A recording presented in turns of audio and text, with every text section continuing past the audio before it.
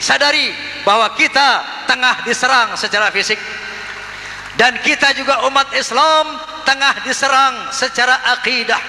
Sekarang ini ada dilansir slogan-slogan yang mengatakan bahwa agama itu sama, semua agama baik, semua agama benar, Tuhan kita sama, Tuhan kita yang satu, cuman jalannya yang berbeda-beda. Hati-hati, ini perangkap pemurtadan. Hati-hati, ini proyek pemurtadan. Kenapa? Kalau umat Islam apalagi orang awam sudah terkena yang namanya pengaruh ini, bahwa semua agama sama, semua agama benar, maka dia akan berpikir semua agama masuk surga.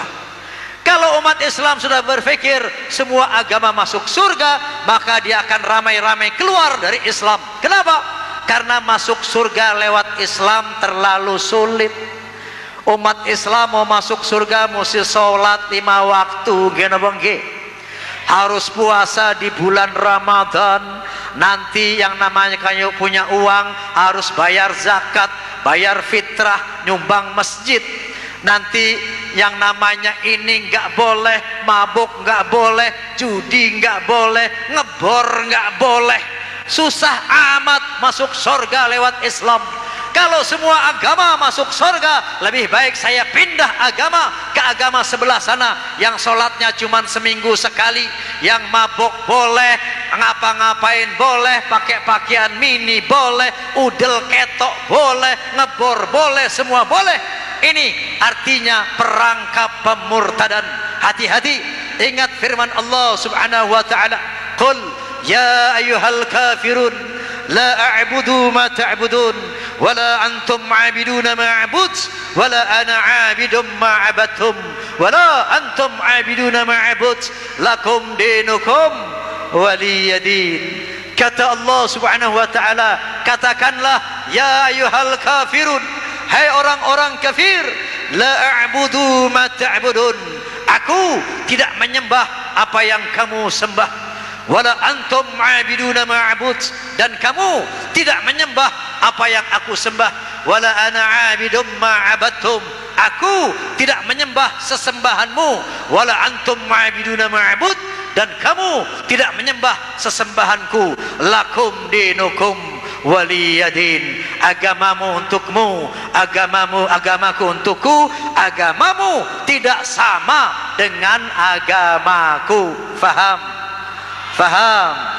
Inna dina indallahil Islam, agama yang diridhoi di sisi Allah hanya Islam. Kata Allah subhanahu wa ta'ala, wa man yabtaghi ghairal islami dinan fala yuqbala minhu wa huwa fil akhirati minal khasirin. Apabila ada manusia yang coba-coba mengambil agama selain Islam, maka tidak akan diterima, dan di akhirat dia akan termasuk orang yang merugi. Kenapa Islam yang diridhoi oleh Allah subhanahu wa ta'ala? Kenapa Islam satu-satunya agama yang diridhoi oleh Allah subhanahu wa ta'ala? Karena Islam bukan kafir, bukan orang yang mengingkari. Coba lihat rukun iman. Kita beriman kepada Allah, kita beriman kepada para malaikat, kita beriman kepada para nabi, mulai dari zaman Nabi Adam, Nabi Nuh, Ibrahim, Musa, termasuk Isa Al-Masih Ibnu Maryam yang namanya Yesus Kristus, itu kita imani sebagai nabi. Kemudian kita juga beriman kepada kitab-kitab suci, kitab suci Zabur yang diturunkan kepada Daud. Kita beriman kepada kitab suci Taurat yang diturunkan kepada Nabi Musa. Kita beriman kepada suhuf Ibrahim. Kita beriman kepada Injil yang diturunkan kepada Nabi Isa. Kita beriman kepada Al-Quranul Karim yang diturunkan kepada Nabi Muhammad sallallahu alaihi wasallam.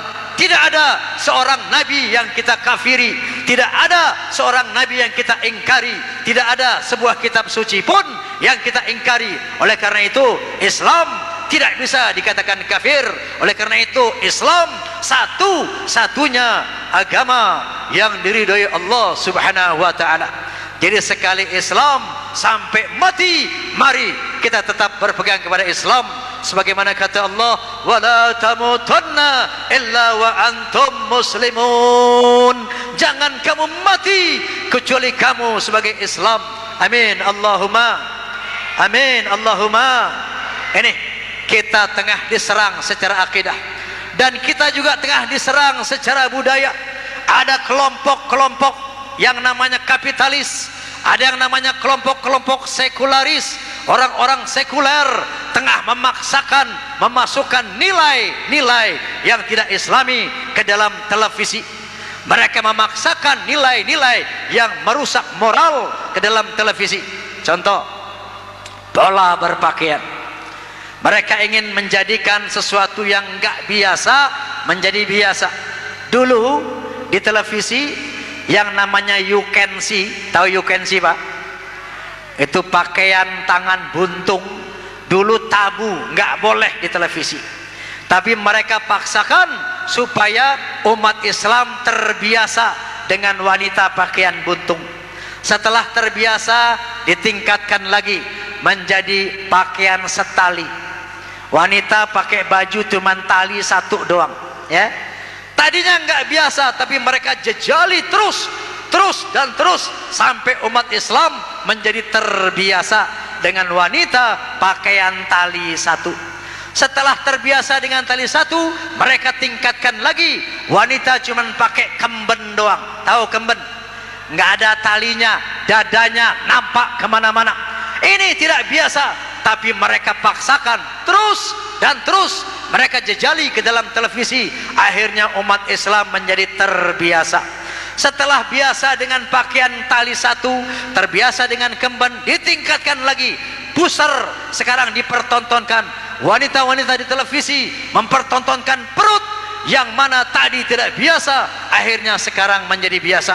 Mereka mencoba memasukkan nilai-nilai yang tidak islami. Begitu juga gerakan-gerakan pornografi, porno aksi, mereka paksakan, dijejali terus dan terus dalam televisi agar masyarakat Muslim Indonesia menjadi masyarakat yang permisif, menjadi masyarakat yang bisa menerima apa saja termasuk perbuatan-perbuatan haram. Waspada, ini yang tengah mereka lakukan kepada kita. Oleh karena itu Bu, Pak, saya ingatkan, minimal kita harus berbuat. Cara berbuatnya bagaimana Pak? Bagaimana Bu? Kalau lihat televisi ya Bu, ada yang goyang-goyang maksiat, ganti channel, pindah channel, nggih Bu nggih? Kalau pindah channel masih goyang-goyang maksiat juga, pindah lagi channel yang lain. Kalau masih goyang lagi, pindah lagi, terus pindah. Kalau sudah dipindahkan semua channel pada bergoyang maksiat, maka matikan itu televisi. Kalau sudah dimatikan masih goyang juga, buang itu televisi. Berarti televisi itu